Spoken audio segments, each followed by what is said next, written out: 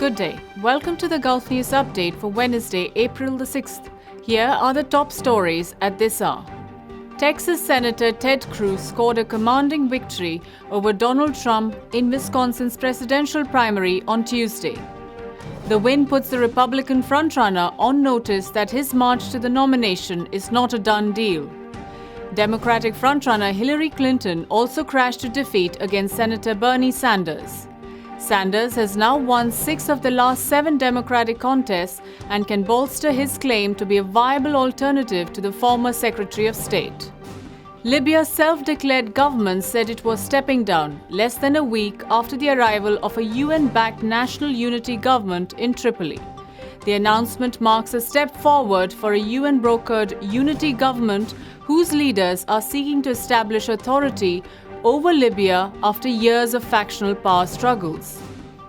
Yemen's former prime minister has rejected his sacking by the president, calling the move a coup and an affront to the constitution.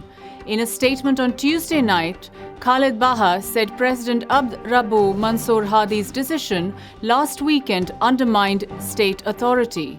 Hadi fired Baha over what he called shortcomings in the government's performance and appointed a successor while naming Baha a presidential advisor.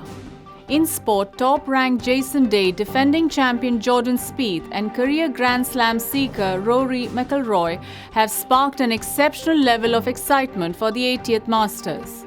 A field of 89 top golfers will tee off Thursday morning at Augusta National in quest of the green jacket, but only one will slide their arms inside the sleeves come Sunday. Mumbai police have registered a case against actor-producer Rahul Raj Singh for abetting the suicide of TV actress Pratyusha Banerjee. The case follows a statement from Pratyusha's mother Shoma Banerjee. Among other things, she accused Singh of assaulting Pratyusha. Singh's lawyer said they would challenge the case in the Mumbai High Court.